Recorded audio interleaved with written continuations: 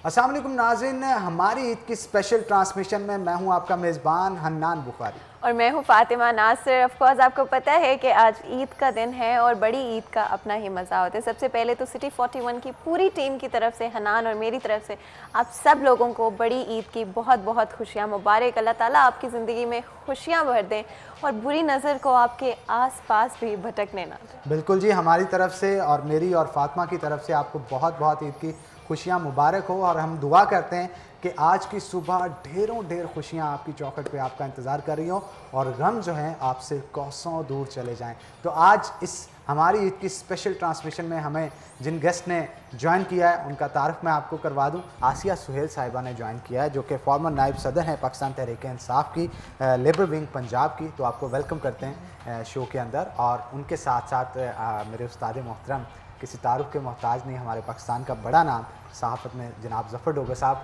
वो भी आज हमारे साथ ही गुजारेंगे हमारे स्टूडियो के अंदर। सर, आपको भी वेलकम करते हैं शो के अंदर। तो आसिया साहिबा की तरफ चलते हैं और उनसे गुफ्तगू का आगाज़ करते हैं।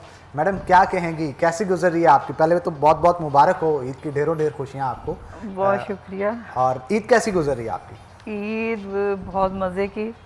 हालांकि बेटी में जैसे मेरी कनाडा में होती है, उसके बगैर बहुत अधूरा सा फील होता है, लेकिन अदरवाइज़ बहुत अच्छी ईद। अच्छा मैडम, होता है ना ख़वातीन को ज़्यादातर के घरों के अंदर मुनफरिद चटपटे पकवान तैयार किए जाते हैं ईद पे।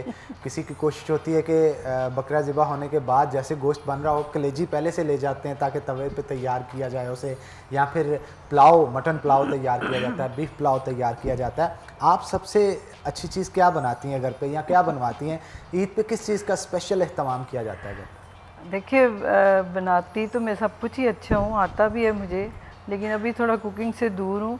लेकिन एक मेरी वीडियो जो थी एक्सप्रेस पे बनी थी कलेजी बनाते हुए, तो मेरा ख्याल है कि मैं कलेजी से ज़्यादा मशहूर हो गई हूँ। अच्छा, कि शायद मुझे वो बहुत अच्छी आती बनानी। मैं भी अच्छी हो, उस दिन सब ने खाई थी, सब ने तारीफ भी की। लेकिन ये है कि पुलाव, कलेजी सब कुछ ही बनता है उस दिन। बिल्कुल, देखा जाए तो सब कुछ ही बनता है। मीठे में थोड़ा कुछ कम मीठे में क्या बनता है घर में आपके?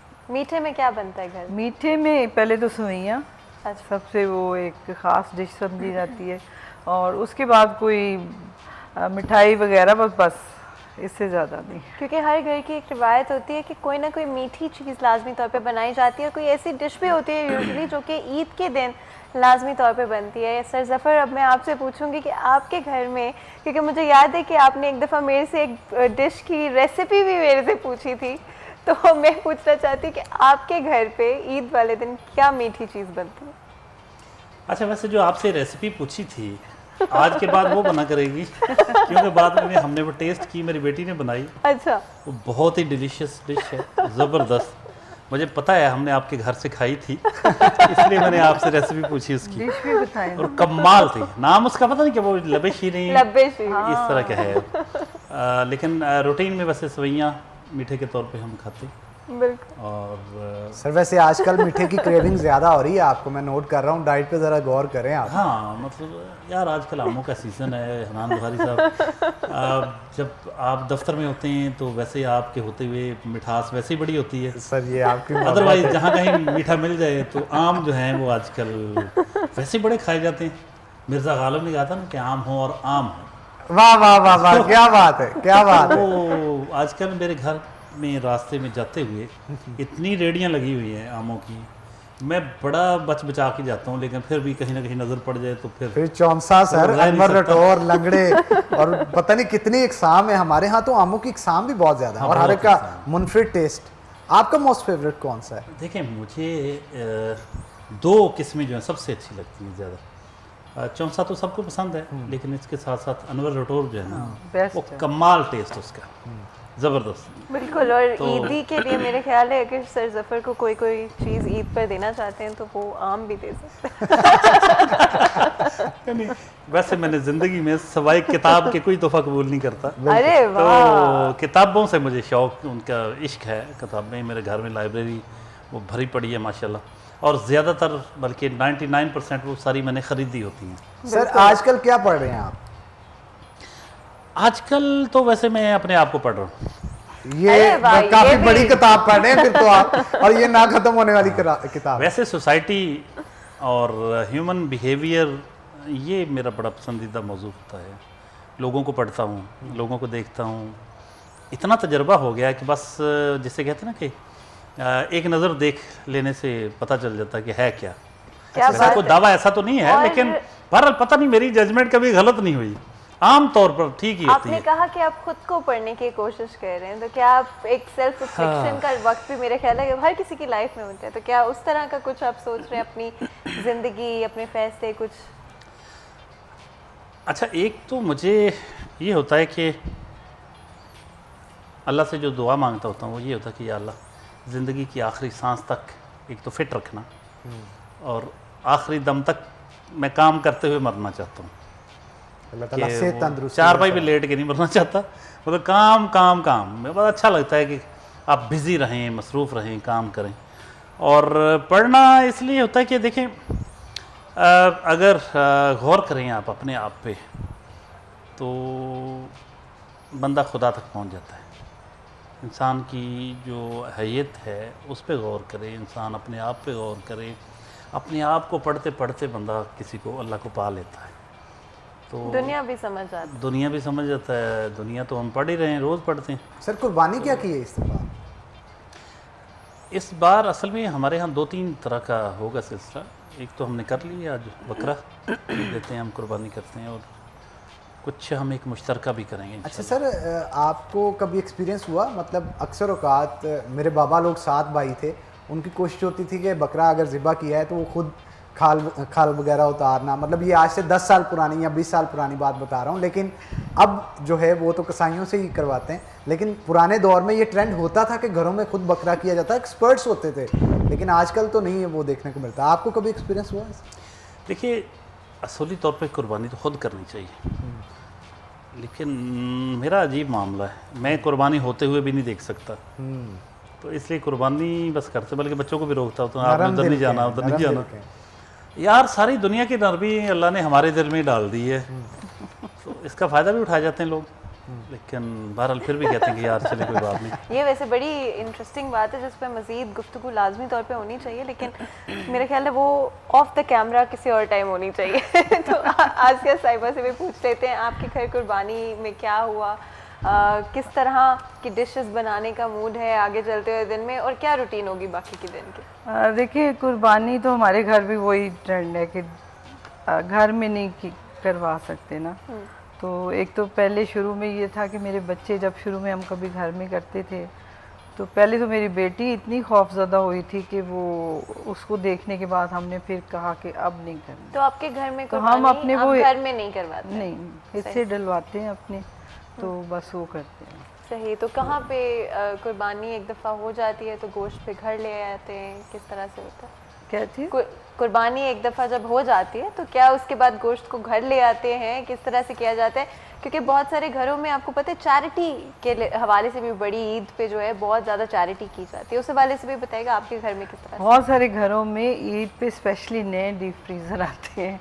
थैंक गॉड के हमारे घर फ्रीज़र नहीं आते। अच्छा, ज़्यादातर जो है देने पे होता है कि मतलब हम लोग तो खाते तो रहते हैं, बिल्कुल। तो जब तक डॉक्टर नहीं हमें मना करता हम तब तक तो खाते ही रहते हैं। तहरीक इंसाफ के हवाले से मैडम बताइएगा कि जब उनका सफ़र स्टार्ट हुआ, आप उन चंद साथियों में से, इवन आपके हस्बैंड भी इमरान खान साहब के उन चंद साथियों में से एक थे जिन्होंने इस चीज़ को, इस पार्टी को खड़ा किया, वजूद में लाया, बताया दुनिया को कि ये भी एक पार्टी है जो कि अवाम की फलाह के लिए काम करेगी।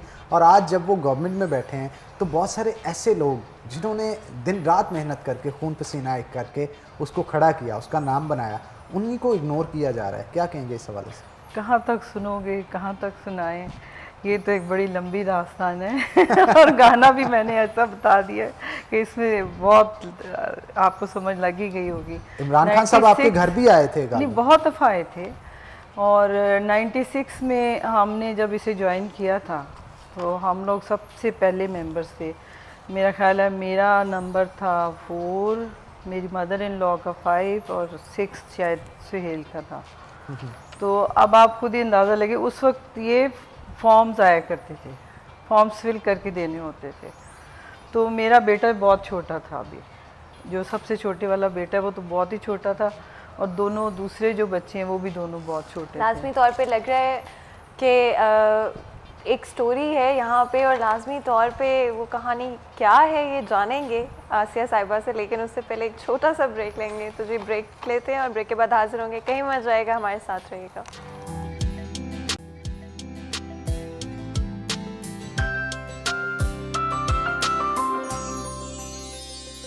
वेलकम बैक नाज़रीन। ब्रेक के बाद खुश आमदीद। आसिया साहिबा हमारे साथ मौजूद हैं, उनसे मज़ीद गुफ्तगू करेंगे। मैडम, मैं चाहता हूँ जिस बात को काटा गया था ब्रेक से पहले, आप वहीं से स्टार्ट करें और उस जर्नी के हवाले से बताइएगा। चलें, वो उसमें ये था, सबसे इंटरेस्टिंग बात तो ये थी कि उस वक्त मुझे ये नहीं पता था कि इसमें कोई ओहदे भी होते हैं, इसमें कोई जिस तरह की सियासत होती है, लोगों से बना के रखनी है, किसी की वो मिन्नत तरले करनी है, चापलूसियाँ करनी है। यकीन करें कि इन चीज़ों का हमें पता ही नहीं था। हम लोग फैसलाबाद के अंदर हम चाहते थे कि इसकी रूट्स जो हैं मज़बूत हों और हमारे बच्चे आगे जो हैं वो उनको कोई फ़ायदा हो, क्योंकि इमरान खान पे हमें बहुत ट्रस्ट है कि उसने हॉस्पिटल बनाया, फिर यूनिवर्सिटी तो खैर बाद में बनी थी शायद, तो उनका जो ये काम देख के तो हम लोग बहुत ज़्यादा इम्प्रेस थे, और हम लोग चाहते थे कि वो आएँ ताकि करप्शन हमारे मुल्क से ख़त्म हो। तो हमारा एक ही उस वक्त एक स्लोगन था कि इमरान खान साहब आएंगे तो इदारों को मजबूत करेंगे। इन्हें इक़्तिदार में आने का कोई इतना शायद शौक़ ना हो, लेकिन इदारों को मजबूत करने का बहुत शौक़ है। तो जब हमारे इदारे अच्छे होंगे, सारा कुछ ठीक होगा, तो हमारा मुल्क भी अच्छा चलेगा। तो अब जब अगर मैं आज देखती हूँ तो इतना अफसोस होता है, इतना अफसोस होता है कि हमने इतनी जान मारी, इतनी जान मारी, ख़वातीन को इकट्ठा कर रहे हैं, उनको अवेयरनेस दे रहे हैं कि इधर आओ, फिर हौजरियों में जा रहे हैं जहाँ पे जाने का कोई तसव्वुर भी नहीं करता। एक बड़ा घुटा घुटा सा, एक अजीब सा माहौल होता है, लेकिन हम वहाँ भी जा घुसे, उनको जाके मिले, उनको अवेयरनेस दी। फिर छोटे छोटे गांव जो थे वहाँ पे हम लोग गए, वहाँ पे हमने काम किया, और यकीन करें हमारे पास कोई ओहदा नहीं था। हम ये नहीं कहते थे कि हमने ये ओहदा लिया हुआ है और हम इस पे कोई किसी को जवाब देना, हम लोग खुद अपनी मर्ज़ी से करते थे और पूरी नीयत और पूरी हिम्मत और जोश से करते थे। तो इन सारी जगह जगह तंजीमें भी बनाई हमने, लोगों को भी वो किया, लेकिन उसके बाद जब हमें पता चला कि ये कोई इसमें ओहदे शोहदे होते हैं। एक दफ़ा इमरान खान के कोई पंजाब के प्रेसिडेंट थे, मुझे उनका नाम नहीं याद, ये बड़ी पुरानी बात है, तो उन्होंने मुझे कहा कि जी मैं आपको ओहदा दूंगा। मैंने कहा अच्छा इसमें ओहदे भी होते हैं? तो वो कहने लगे बिल्कुल होते हैं, तो हम आपको ख़वातीन की प्रेसिडेंट बनाएंगे। तो आप फैसलाबाद में बहुत अच्छा काम कर रही हैं और ये सब कुछ। सर, ये वैसे बड़ी अजीब बात है, कहाँ गई पाकिस्तान तहरीक-ए-इंसाफ के ऐसे वर्कर्स जिन्होंने इस पाकिस्तान तहरीक-ए-इंसाफ को खड़ा किया? क्यों इग्नोर किया जा रहा है? अच्छा हनान, ये बड़ा तल्ख बाब है। मुझे याद है सुहेल इरशाद और मिसेस सुहेल इरशाद, आसिया साहबा, इन्होंने इतनी मेहनत की थी फैसलाबाद में, फैसलाबाद डिवीज़न में, हर जगह जाते थे, घर घर जाते थे, बहुत सेमिनार करवाए, बहुत जगह बड़ी मुखालफतें भी मोल ली, बहुत पल्ले से अपना बड़ा पैसा लगाया, मेहनत की। और भी बहुत सारे लोग थे जो आज तहरीक इंसाफ के साथ उस तरह से नहीं हैं, इनके दिल अभी भी उधर हैं, लेकिन अभी मतलब एक दुख भी होता है कि यार जो मिशन था, जो विजन था, वो कहाँ गया, और वो मुखलिस साथी किधर गए। बहुत सारे इक़्तिदार के दोस्त शायद नए होते हैं, तो वो पहले वाले बहुत सारे वो कीमती लोग, सुहेल इरशाद और आसिया सुहेल साहबा के अलावा और भी बहुत सारे लोग होंगे पूरे पाकिस्तान में, बहुत बड़े बड़े लोग, उनको मेरा ख्याल वापस लाना चाहिए पूरी तरह, पूरी उनकी इन्वॉल्वमेंट होनी चाहिए। ये कोई ओहदों के पीछे भागने वाले नहीं, ये मुखलिस कारकुन थे जिन्होंने मेहनत की थी। इनकी खुशी इतने में ही हो जाती है कि आप उन्हें इंगेज करें, आप उनको दोबारा से अपने साथ मिलाएं, मेहनत करें, वो दोबारा से आगे बढ़ें, लोगों को मोटिवेट करें, फिर पार्टी के लिए काम करें। ये बड़े मुखलिस लोग हैं, बड़े हीरे लोग हैं, जो भी पुराने कारकुन हैं पिछले के, उनको करना चाहिए, साथ मिलाना चाहिए। बिल्कुल। आप सर ज़फ़र ने इतनी खूबसूरत बात की है कि जब भी किसी पार्टी के इनिशियल स्टेजेस होती हैं, जो लोग तब साथ देते हैं उनको आगे जाके जब कामयाबी मिल जाए तो उसको छोड़ना बिल्कुल नहीं चाहिए, उन लोगों को निगलेक्ट नहीं करना चाहिए बल्कि उनको एंगेज रखना चाहिए।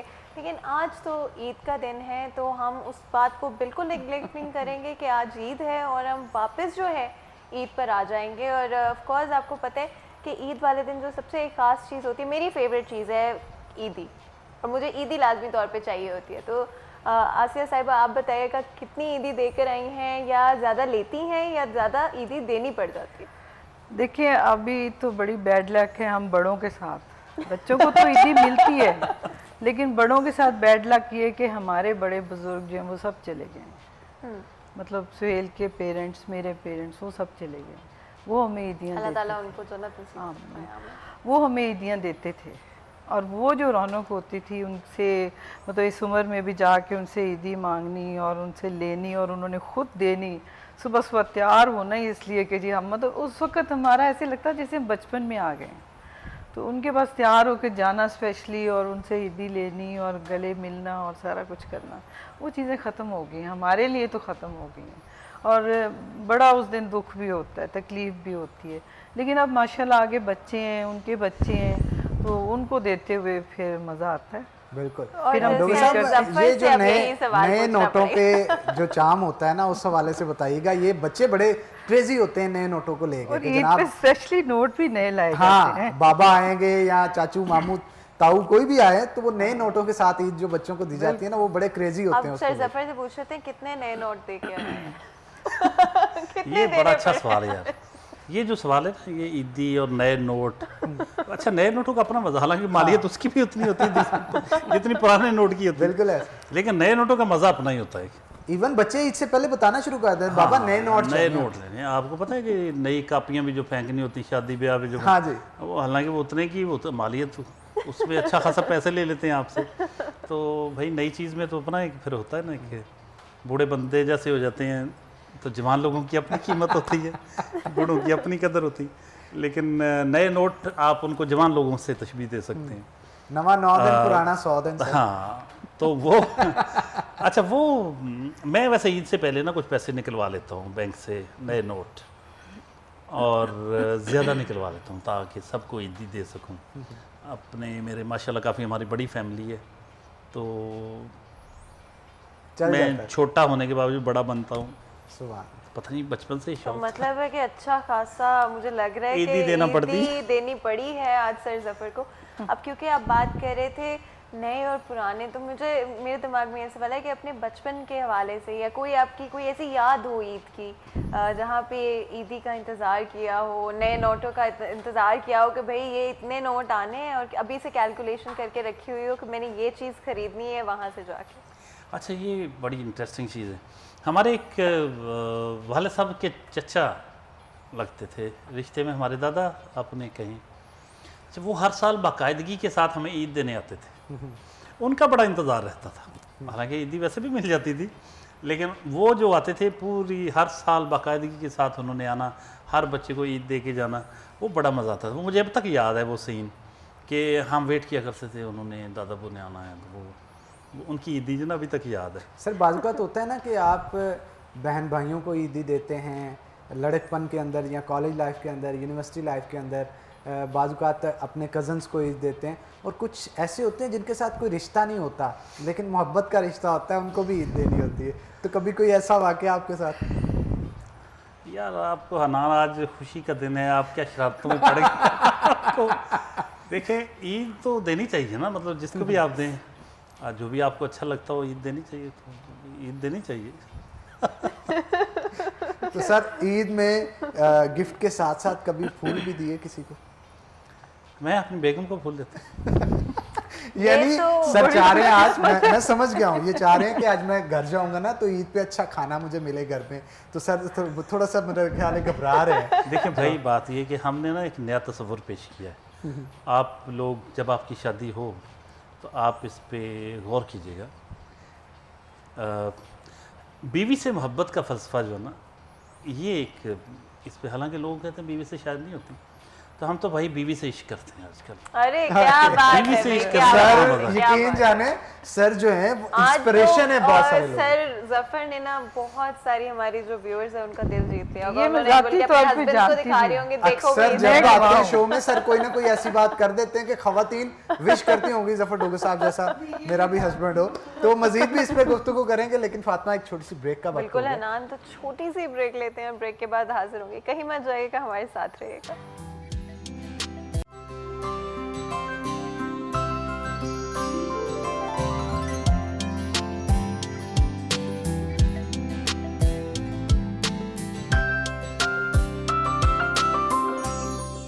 वेलकम बैक नाज़रीन। ब्रेक के बाद खुश आमदीद। आसिया साहिबा हमारे साथ मौजूद हैं, उनसे मज़ीद गुफ्तगू करते हैं। मैडम बताइएगा सबसे अच्छी कोई एक डिश जो आप बनाती हो जिसके बाद आपके हस्बैंड बच्चे उंगलियां चाटते रह जाते हों कि इनकी जान से ये डिश बहुत अच्छी बनाई जाती है। पुलाव।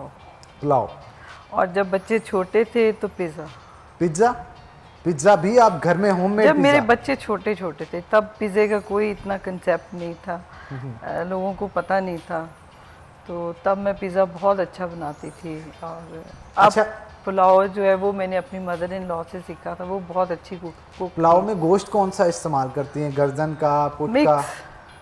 मिक्स, सारा मिक्स, क्योंकि हमेशा पुलाव मिक्स गोश्त से अच्छा बनता है। और बहुत सारे बच्चे जो होते हैं वो मुझे पता है कि वो पसंद नहीं करते हैं मटन खाना। नहीं मटन खाते, नहीं मटन वो खाते चिकन ना। और खाते हैं। कुर्बानी का मटन भी, कुछ ऐसे बच्चे भी मैंने देखे हैं जो कुर्बानी का मटन जो है वो स्पेशली अवॉइड कर रहे होते हैं। नहीं, या मेरे कुर्बानी का बच्चे, गोश्त। मेरे दो बनाने बेटे का हैं हुनर बस होता है। मेरे पास, वो दोनों ही नहीं खाते। अच्छा, बेटी शायद आज कभी उन्होंने कोशिश नहीं की नहीं नहीं खाओ, ये तो वैसे ये चिकन ही है? मेरी अम्मी ने तो कई दफ़ा हमारे साथ ऐसे किया है कि उन्होंने हमें मटन जो है वो चिकन कह कर खिला दिया है। कभी ऐसे नहीं किया? मेरा बेटा जब छोटा था तो मुझे था कि इनको हर वेजिटेबल जो है वो खानी चाहिए, तो टींडे जो होते थे वो भी मैं कभी कभी उनको गोश्त के साथ शोरबा बना के उन्हें देती थी। तो जब मेरा बेटा छोटा बड़ा हो गया उसे टींडे बहुत बुरे लगते थे, मैं कहती थी ये आलू है। तो जब वो बड़ा हो गया तो एक दिन उसने कहा मामा आप फ्रॉड करना छोड़ दो। मुझे पता चल गया ये क्या चीज़ है। अच्छा सर, आप कोई स्पेशल डिश बनवाते हैं ईद के दिन? अब मुझे मटन पुलाव अच्छा लगता है, ये लाजमी बनती है हमारे घर में। और इसके ऊपर अगर कुछ शोरबा डाल के खाया जाए ना तो हाय। ओए वो ओए बड़ा ओए, टेस्ट होता है। ये तो जुल्म कर रहे हैं शोरबा सर किस चीज़ का? मटन का ही? अक्सर ये मटन पुलाव बनता है ना कि मटन के ही शोरबे, जहाँ उसका जो पानी निकाला जाता है बॉईल करने के बाद, उसी की पिच के अंदर चावलों को तैयार किया जाता है ताकि रस बस जाए उसका जो हाँ। टेस्ट है उसमें। वो भी एक फार्मूला है, रेसिपी बड़ी ज़बरदस्त होती है। या आप अलहदा से मटन या चिकन पका के ऊपर शोरबा डालते हैं, वो मुझे अच्छा लगता है इस तरह कोरमा टाइप उसका जो है वो तैयार किया जाता है। हाँ, मतलब अदरवाइज़ वैसे भी खाया जा सकता है, लेकिन ये मुझे अच्छा लगता है कि ऊपर मटन पुलाव हो और साथ कुछ ऊपर। सर मीठा क्या तैयार करवाते हैं ईद के स्पेशल डे पे आप? वैसे जब ये खाने हो ना चीज़ें, मटन पुलाव, फिर साथ मीठा निकलता ठीक। है, इसका टेस्ट बरकरार रखता है। क्योंकि मुझे पता है कि सर ज़फ़र को किताबें पढ़ना बहुत पसंद है, तो मैं चाहती हूँ कि अगर आपके माइंड में इस टाइम कोई भी कोटेशन या कोई किसी की कही हुई कोई खूबसूरत अल्फाज की, कि जब भी आप हमारे साथ, मेरा ख्याल है हमारे कि आपको, हमें मौका मिलता है आपसे बात करने का, हमारी ऑडियंस के साथ आपसे बात करने का, तो हमेशा आप कोई ना कोई ऐसे मैसेज, आपके कोई ना कोई ऐसे अल्फाज होते हैं जो कि सबके दिलों को छू जाते हैं। तो अगर आपके माइंड में कोई इस तरह की चीज़ हो जो आप अभी कहना चाहें, तो मैं ज़रूर चाहूँगी हमारी ऑडियंस को वो मौका मिले। बहुत शुक्रिया। असल में देखें, लिखा बहुत कुछ गया है, इतना कुछ लिखा गया है, इतनी चीज़ें लिखी गई हैं और इतने मुख्तलिफ़ अंदाज से कही गई हैं कि अब मेरा ख्याल शायद ही कुछ नया लिखा जा रहा हो, अब सिर्फ अंदाज़ अपना अपना होता है। तो जो भी लिखा गया हो, जो भी कहा गया हो, उसमें मैं समझता हूँ अगर आपके समझने के लिए, या वो जो एक हमें कहते हैं ना इल्म नाफ़े, ऐसा इल्म जिसका फ़ायदा हो, नफ़ा देने वाला इल्म, एक तो वो होना चाहिए। अब जो पढ़ें उस पर आप बेशक अपने बहुत ज़्यादा मुताला ना किया हो, लेकिन जो भी पढ़ें कोशिश करें कि उससे कुछ सीखें, लर्न करें। थोड़ा थोड़ा करके आपकी ज़ात का वो पॉजिटिव चीज़ें इस कदर इस तरह से हिस्सा बन जाती हैं कि आपकी शख्सियत एक बहुत खूबसूरत उसमें डेप्थ आती है, निखार आता है और पता चलता है एक पढ़े लिखे बंदे में और एक अनपढ़ आदमी में। अनपढ़ मैं उसे कहता हूँ जिस पर इल्म असर नहीं करता। तो वाह वाह, पढ़ा लिखा बहुत बड़ी वो बात। नहीं होता जिसके पास डिग्रियाँ होती हैं। पढ़ा लिखा वो है, उसके लिए ना तो कोई मतलब यूनिवर्सिटी में जाना ज़रूरी है, जो समाज को पढ़ता है, इंसान को पढ़ता है, मुशाहदे से इल्म हासिल करता है।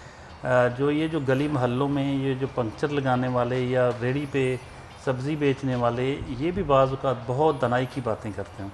एक छोटी सी बात बताता हूँ, वो भी एक लेसन है, आज का लेसन वही समझ लें। वो एक बहुत कीमती गाड़ी, जैसे आपकी है ना स्पोर्टेज, बड़ी ज़बरदस्त किस्म की, तो आपके लिए भी एक मैसेज है। एक बड़ी कीमती गाड़ी में कोई शख्स जा रहा होता तो ऐसे टांगे वाले का ना उसमें आगे वो उसे वो जो लंबा सा बम कहते हैं उसे, वो डंडा सा जो होता है बम्बू क्या कहते हैं, वो लग जाता उसकी गाड़ी में। वो उतरता है और उसे गाली देने लगता है। तो उस बज़ाहिर अनपढ़ शख्स ने बड़ी हिकमत की, काम की बात की, उसने उसको गाली देने से रोका। कहता वो बाबू गल सुन, गड्डियां वड्डियां रखी थे, दिल भी वड्डे रखी थे। वाह वाह अरे वाह वाह, वाह क्या वाह बात वाह वाह, क्या बात है, क्या तो बात। ये मतलब देखें, जो गाड़ी सड़क पे आनी है, लगनी भी है, एक्सीडेंट्स भी होने हैं, तो दिल बड़ा करना चाहिए। आप बड़ी गाड़ी रखी तो दिल भी बड़ा वाह रखिए। वाह, तो क्या बात है सर, बहुत बड़ी बात है इस छोटे से हाँ। 2 लफ्जों के अंदर, बहुत बड़ी बात। बिल्कुल सही। इस तरह अभी ये फातिमा जाती हैं कहीं, कहीं को हम जैसा बेचारा गरीब आदमी खड़ा हो तो उसको लिफ्ट भी दे देते हैं। तो बड़े दिल के साथ चलना चाहिए ना। बड़े दिल के साथ। आप खुद गाड़ी में जा रही हैं और दूसरा बंदा सड़क पे बेचारा खड़ा हो तो क्या फायदा? सर, बाज़-औक़ात है। कितना उस पर खर्चा आ जाना, पेट्रोल तो उतना ही लगना। बाज़-औक़ात ऐसा भी होता है ना कि इस सख्त गर्मी के अंदर हम तो अपनी गाड़ियों में जा रहे हैं, एक साइकिल सवार या मोटर बाइक सवार किसी गर्मी की शिद्दत से या किस परेशानी में घर से निकला होता है, अगर थोड़ा सा लग भी जाए आपको तो तहम्मुल का, बुर्दबारी का मुज़ाहरा हमें करना चाहिए। बिल्कुल। देखिए ना, आप जिस टेम्परेचर में जा रहे हैं, आपने तो एसी में बैठे हुए हैं, बाहर मोटरसाइकिल पे, बाइक पे, साइकिल पे, पैदल, वो बेचारे इतनी गर्मी में, इस टेम्परेचर में, वो पता नहीं उनका क्या हाल होता है, पागल हुए होते हैं। ज़ाहिर है कि उसका मौसम का असर तो होता है ना बंदे पे, तो उसको थोड़ा सा ग्रेस मार्क्स उसके देने चाहिए, थोड़ा सा स्पेयर करना चाहिए, उसे स्पेस देनी चाहिए। अगरचे बहुत गुस्सा आता है, आप यकीन करें, अगर आप बर्दाश्त से काम ना लें तो घर से दफ्तर पहुंचने तक कई लड़ाइयाँ आपकी हों। सड़क पे इतनी गलत तरीके से लोग ड्राइव कर रहे होते हैं, इतना गलत तरीके से सड़क क्रॉस कर रहे होते हैं, अचानक आपके आगे आ जाते हैं। तो पेशेंस का लेवल बढ़ाना चाहिए, ये बहुत ज़रूरी है। और जब तक आप अपनी पेशेंस का लेवल नहीं बढ़ाएंगे, आपकी रोज़ लड़ाइयाँ होंगी, आप शॉर्ट टेम्पर बन जाएंगे आहिस्ता आहिस्ता, और फिर आपको प्रॉब्लम आएगी बहुत ज़्यादा, क्योंकि ये तो होना है हमारे यहाँ, ये तो है, इसके साथ ही हमने गुजारा करना है। जब इसके साथ ही गुजारा करना है तो बस समझ लें कि यार it's part of the game. बिल्कुल ठीक कह रहे हैं। ऐसे सब आप लास्ट पे क्या पैगाम देना चाहेंगे हमारी ऑडियंस को? मैं तो जो आजकल की जो बच्चों को देख रही हूँ कि बहुत सारे बच्चे बड़े लायक पायक भी हैं, लेकिन बहुत सारे ऐसे भी हमारे मुल्क के हालात इतने ख़राब हैं कि खराफात बहुत हैं, जिनको देख के बच्चे ख़राब होते हैं। वो अपने जो उनका ट्रैप होता है उससे वो निकल जाते हैं, ट्रैक जो उनका होता है वो उससे एक साइड पे हो जाते हैं। तो काश कि हमारे मुल्क के इदारे इतने मजबूत और अच्छे हो जाएं। बहुत बहुत शुक्रिया आप लोगों का कि आपने आज हमें ज्वाइन किया, और हम दुआ करते हैं कि इसी तरह अल्लाह ताला आपको हंसता खेलता रखे। तो एक छोटा सा नाज़रीन ब्रेक लेंगे, और ब्रेक के बाद शराज हमें ज्वाइन करेंगे, तो देखेंगे कि वो किसके घर पे मौजूद हैं, किन गेस्ट के साथ मौजूद हैं और कैसे अपनी ईद गुजार रहे हैं। तो एक छोटा सा ब्रेक लेंगे, ब्रेक के बाद दोबारा हाजिर होते हैं। कहीं मत जाइएगा, हमारे साथ रहिएगा।